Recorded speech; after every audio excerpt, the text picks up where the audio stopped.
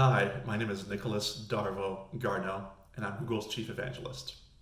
I'm really honored to be speaking with you today, and I hope that this session will be helpful to you.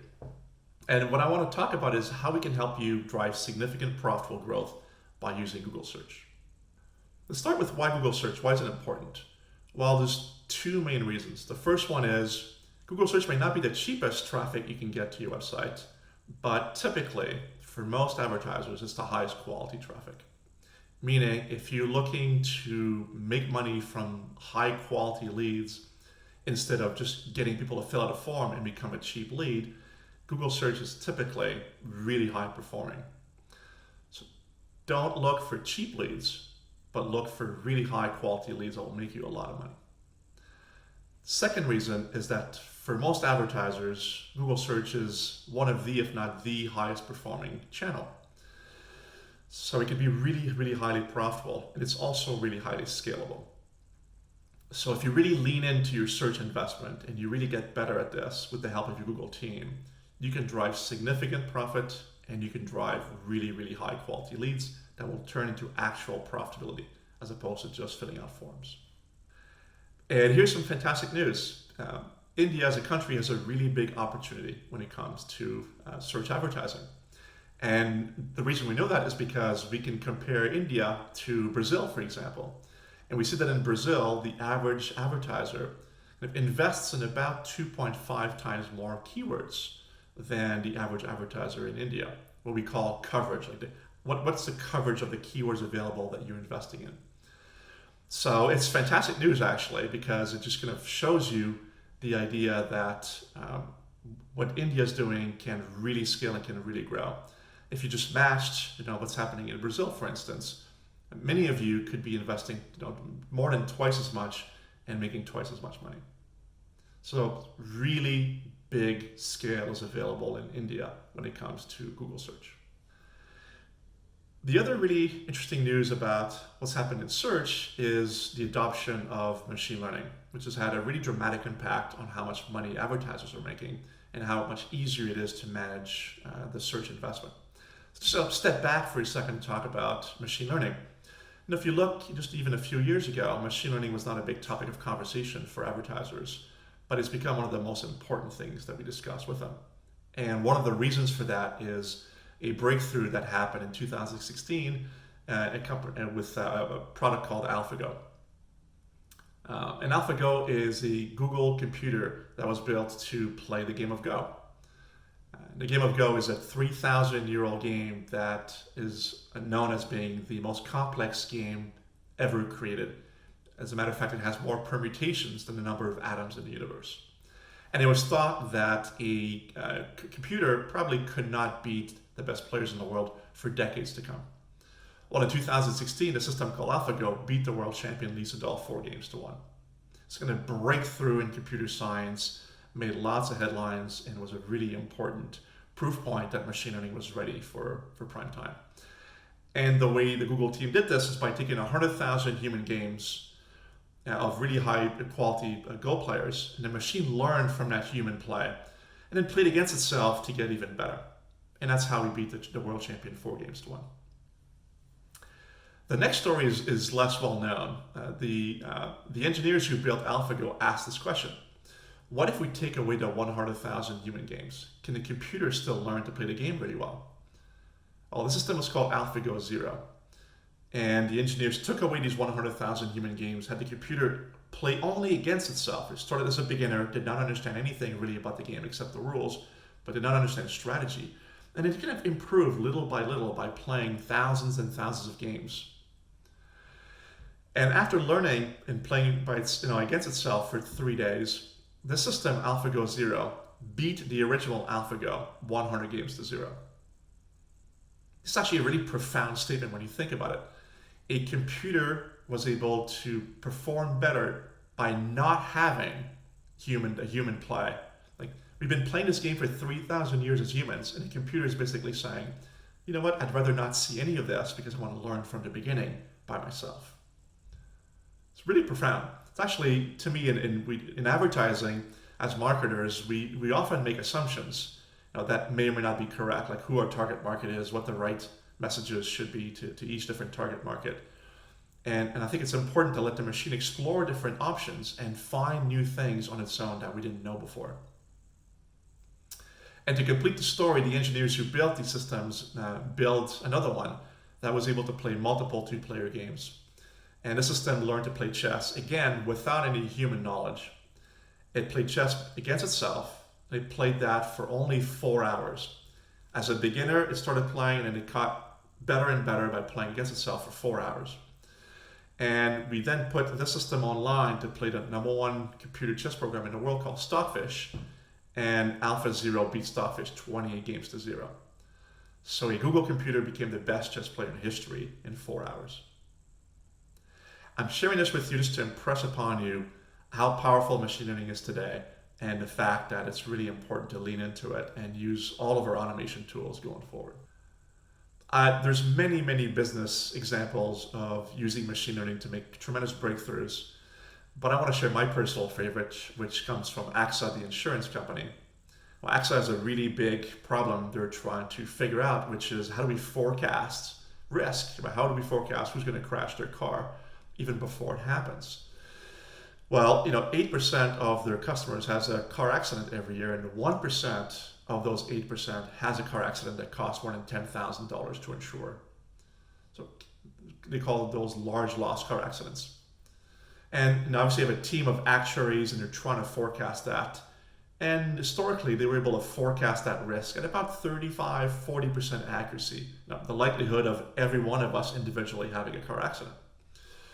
Well, they took the same data their actuaries were using, and they ran that data through a deep learning machine learning model. And that model was able to forecast these large loss car accidents at a rate of accuracy of 78%.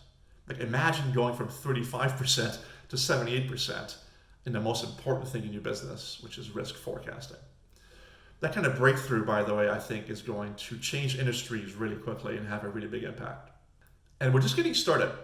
If you look at what's been happening with machine learning the last few years, according to OpenAI, machine learning has been doubling in power every 4 or 5 months or so. Now, if you extrapolate that to the next 5 years, that's 30,000 times more powerful than it is today. Now, of course, this is not going to happen. Nothing can improve at this rate, forever. But let's just assume that it, continues to improve at a much more modest rate, and machine learning is only 100 times more powerful 5 years from now. Well, the things we can do today are just a beginning. Then it's just like incomprehensible almost what we'll be able to do 5 years from now. So I think it's actually a really important first mover advantage in machine learning. And the companies who start using it, start hiring the right people who know how to leverage it, who start feeding the machines better data, in my view, are going to have significant outsized returns than the ones who wait. So get on an improvement curve right now, and make sure you lean into machine learning and keep improving it every day. Because for the next 5 years, we're going to go on an extraordinary ride of improvement when it comes to machine learning. So let's talk about Google advertising. What we're trying to accomplish before, people always ask me what's the future of Google search or the future of Google advertising. Well, it's hard to know the future, but I can share one thing that's, I think, pretty clear is we're trying to make things more automated, simpler for advertisers, and eventually land on somewhere where we can understand your business goals better. We can understand the economics of your business, and we can simply kind of use your data, your KPIs, and automate as much of the media buying as possible so that you could say, just make me more money. Right? We can hide the complexity of all the media targeting, the media placement, selecting the right keywords, and so on and so forth, and just make you more money. Now, we're not there today, we're still working on this, but I think that's the goal, right? So it's going to be a lot less about optimizing media and a lot more about having smart business insights and using the right data together. So I started this presentation with the idea that there would be 5 steps to use to help you make more money going forward. And I want to start with the most basic one, which is step 1. And step 1 is basically following Google's search best practices. And from what I understand from your Google team, by the way, in India, is that most of you are doing quite a bit of this already. Like, you are using a lot of automation, you are using a lot of our audience tools, and so on and so forth. But I think one of the things that is really critical in India and is the biggest leverage you can use to increase your investment and your profitability in Google search, is investing in more keywords. We saw that Brazil is investing in 2.5x more keywords than India is, and I think that's the key opportunity in search. The good news is that using machine learning, you can actually invest in every possible keyword that's relevant to your business. You should kind of buy every keyword there is, set the result you want to set. For example, I want to have a certain cost per lead, or I want a certain return on my investment. And Google's machine learning will automatically select the right keywords for you and bid them the right way to make you the most amount of money. Right? So automate everything, use our data-driven attribution products, use our audience products, work on your ads so they're really, really good, and then buy every keyword that you can think of. And again, your Google team can help you with that. You don't have to manage the keywords one by one. You don't have to look at the return of each keyword. You just want to get as much money as possible in your overall search investment. So that's step one, right? Following the core best practices. Again, your Google team knows exactly how to do that. Follow their advice. They're going to help you make more money. We have many, many case studies, obviously, of advertisers doing this well. Here's just one, right? Echo is following these best practices of automation and investing in more keywords, and also moving up the funnel and doing things on YouTube and discovery ads. And they got twice as many sales driven by Google as they had before. Again, this idea of like 2xing the amount of profit you can make is not just a dream. It's something that can really be realized if you follow the best practices. Okay, so step one, right? We're following the best practices. We're doing all the things that our Google team is suggesting that we do in search. Step two, what are we asking the Google machine learning stack to do? Like, what is it trying to deliver for us? That decision, by the way, of what you're asking the machine to do for you, what business result do you want, is one of the most critical decisions you have to make when it comes to not just search, but overall performance marketing. Well, I'll share some advice with you, which is what you should seek to do to make as much money as possible is make as much money as possible.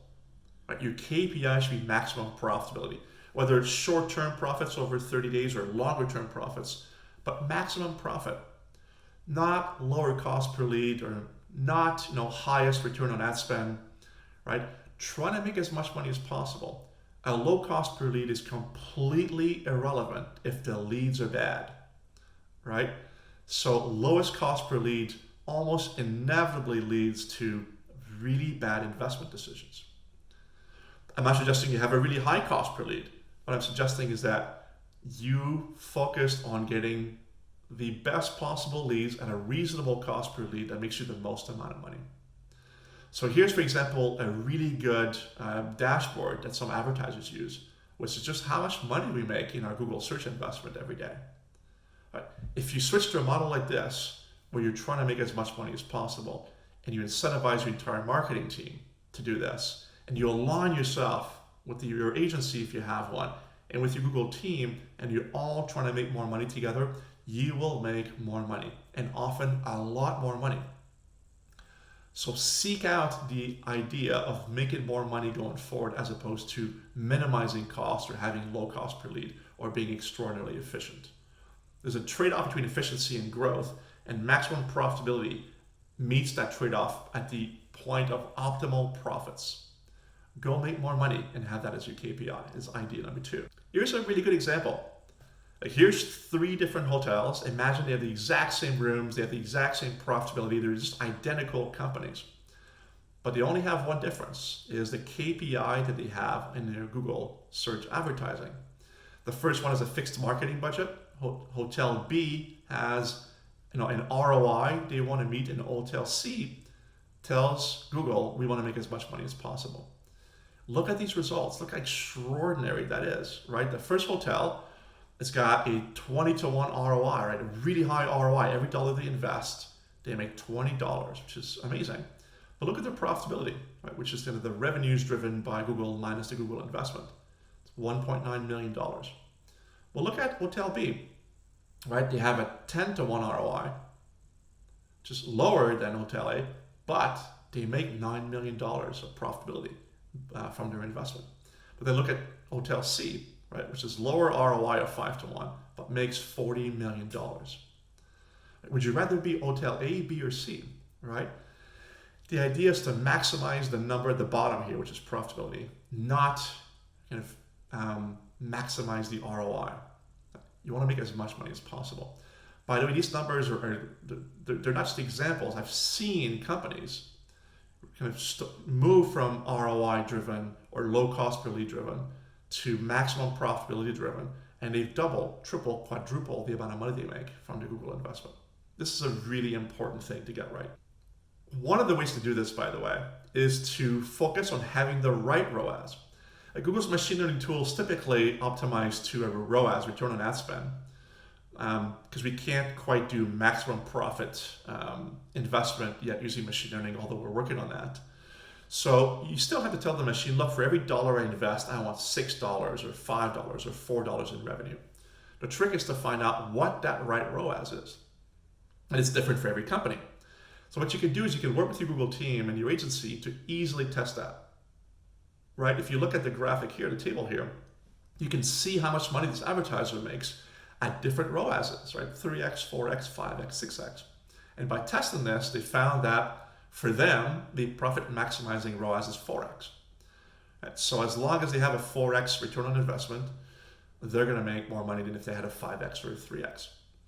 So the idea here is whatever your current cost per lead target or your current cost per acquisition target or your current ROAS target is, don't fall in love with it.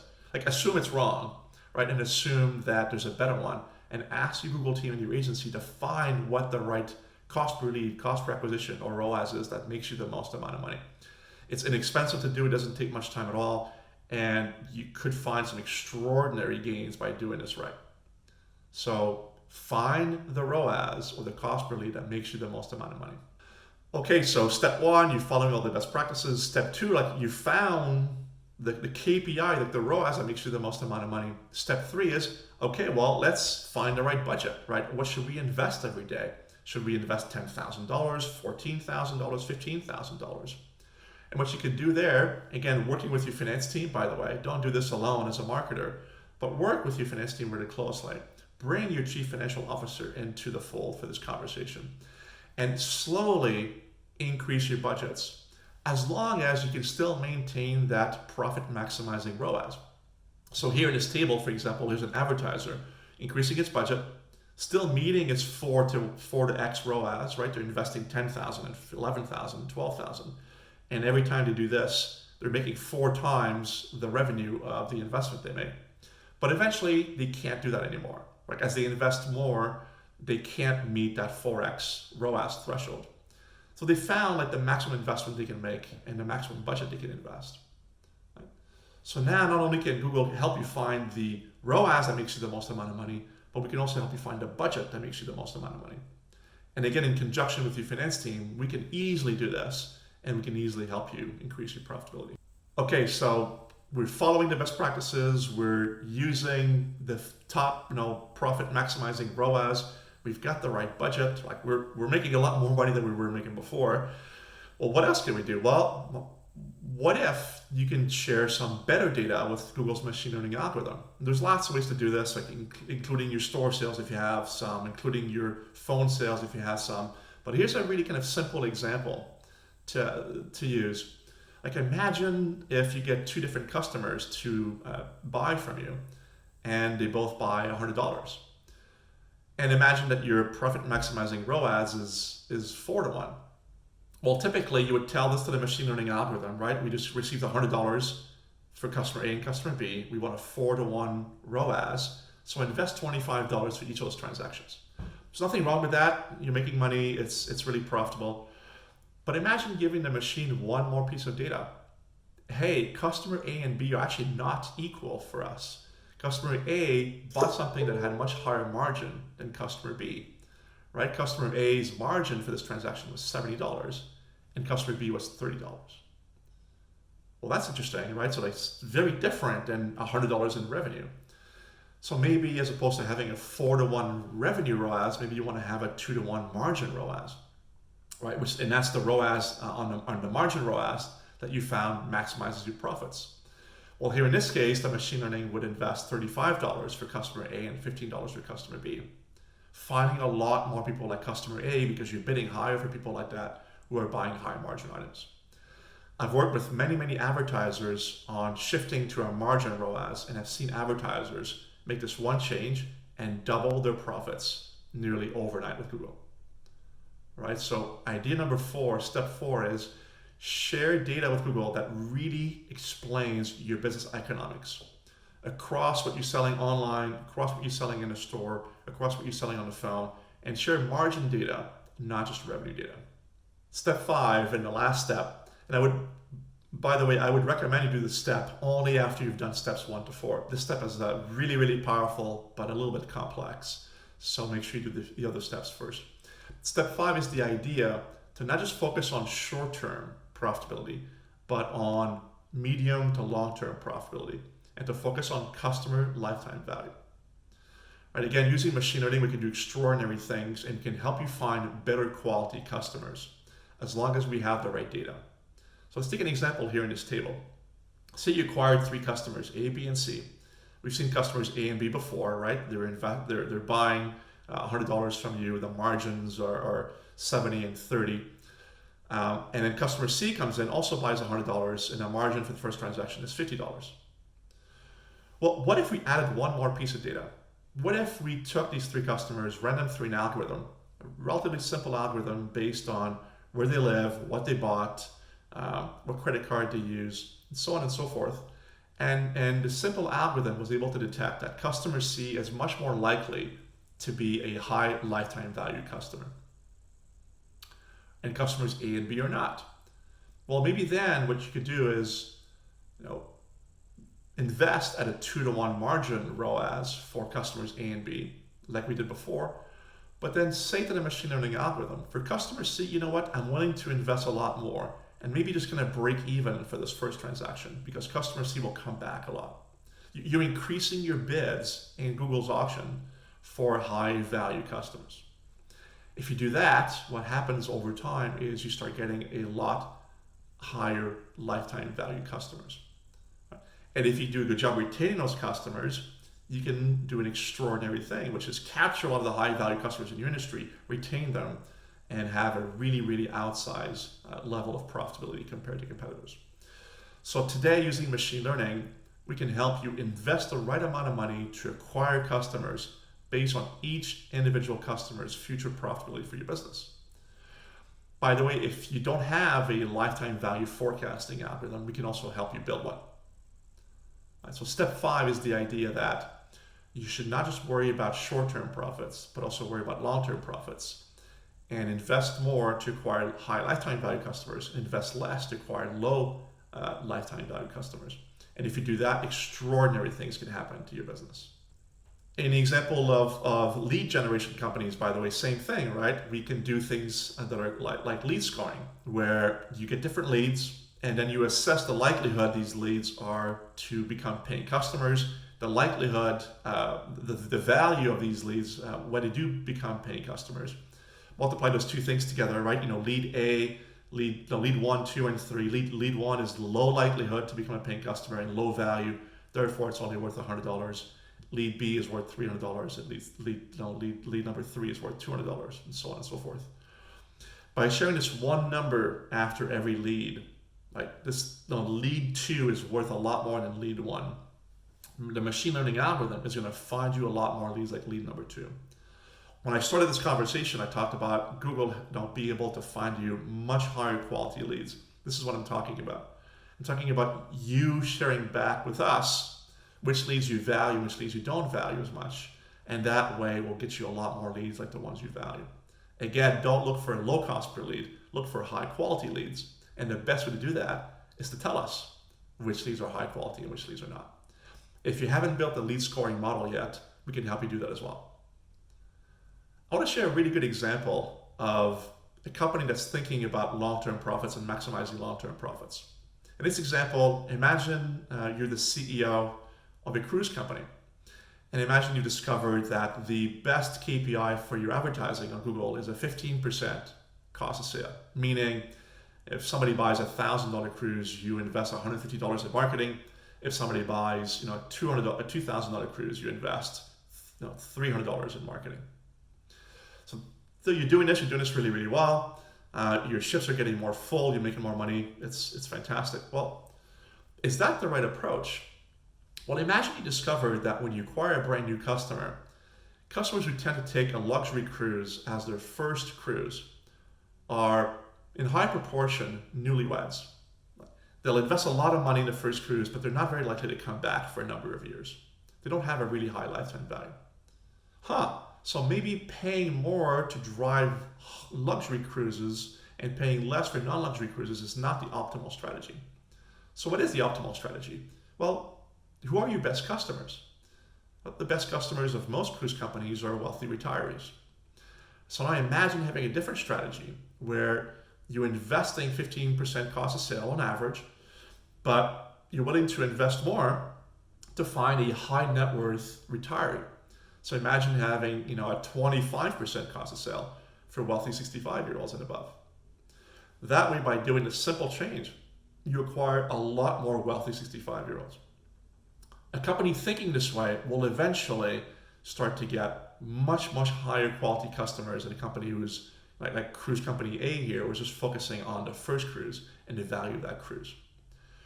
Don't treat customers as transactions. Think about them as customers who have a value to you over time, and share with Google's machine learning tools that value, and we can help you find a lot more customers that are of high value to your business and drive significantly higher profits over time. We've done this a lot with many advertisers around the world, but many are not willing to share their case studies for obvious reasons.